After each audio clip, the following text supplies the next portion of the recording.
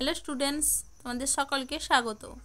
আজকে তোমাদের ক্লাস 7-এ রায় ও মার্টিন প্রশ্নবিচিত্রার ইতিহাসের মডেল 7 করে দেখাবো। তো চলো শুরু করা যাক।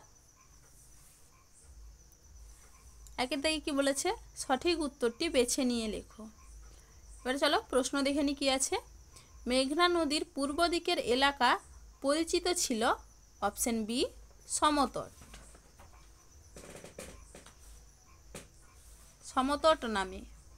তারপরে প্রশ্ন কি আছে, বাংলায় তুর্কি আক্রমণ ঘটে সেন রাজা অপশন সি লক্ষণ সেনের আমলে। পরে প্রশ্ন কি আছে, খলিফা শব্দটির অর্থ অপশন বি প্রতিনিধি। পরে প্রশ্ন কি আছে, পাল সেন যুগে জিনিস কেনাবেচার জন্য অপশন এ কড়ি ব্যবহৃত হতো। এবারে দেখো পরের প্রশ্ন কি আছে, রামচরিত কাব্য রচনা করেন অপশন সি সন্ধ্যাকর নন্দী। পরের প্রশ্ন কি আছে, দক্ষিণ ভারতের বণিকদের বলা হতো অপশন সি চেট্টি। এবারে দেখো দুয়ের দাগে প্রশ্ন কি বলেছে, দু এক কথায় উত্তর দাও। চোল রাজ্য কে প্রতিষ্ঠা করেন? উত্তরটা হবে কি বিজয়ালয়। পরের প্রশ্ন কি আছে, আইনি আকবরী গ্রন্থের রচয়িতা কে? উত্তরটা কি হবে আবুল ফজল। কি হবে আবুল ফজল। এবার দেখো পরের প্রশ্ন কি আছে, কাদের হাত ধরে আদি বাংলা ভাষার বিকাশ ঘটেছিল? উত্তরটা কি হবে সিদ্ধযার্যদের। পরের প্রশ্ন কি আছে, আঙ্কর ভাট মন্দিরটি কোথায় অবস্থিত? উত্তর হবে কি কম্বোডিয়ায়। কম্বোডিয়ায়। এবারে দেখো তিনের দিকে কি বলেছে, দু তিনটি বাক্যে নিচের প্রশ্নগুলির উত্তর দাও। ত্রিশক্তি সংগ্রাম বলতে কি বোঝো? এটা তোমাদের রায় মার্টিন সহায়িকায় 20 নম্বর পেজে 24 নম্বর প্রশ্নের উত্তর দেখবে, সেখানে পেয়ে যাবে তোমরা।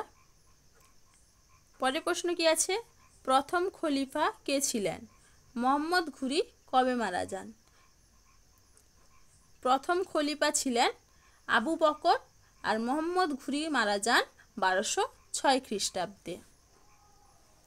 এবার দেখো পরের প্রশ্ন কি আছে, পাল শাসনের তুলনায় সেন শাসন কেন বাংলায় কম দিন স্থায়ী হয়েছিল বলে তোমার মনে হয়?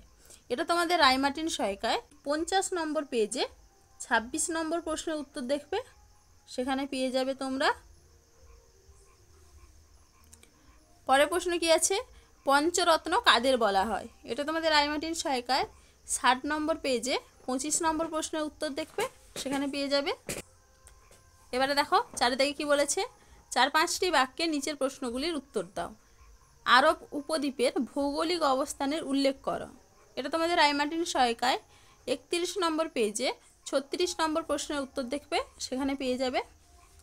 তারপরের প্রশ্ন কি বলেছে, গৌড় বলতে বাংলার কোন অঞ্চলকে বোঝায়? কি হবে ভারত বাংলাদেশের সীমান্তবর্তী অঞ্চলকে গৌড় বোঝায়, সীমান্তবর্তী অঞ্চলকে। তাহলে দেখো এখানে প্রশ্নগুলির আমি পেজ নাম্বার লিখে দিয়েছি, কত নম্বর পেজে আছে এবং কত দাগে প্রশ্ন লিখে দিয়েছি দেখে নাও তোমরা একটু। চলো আজকে এইটুকুই, দেখা হচ্ছে পরের ভিডিওতে।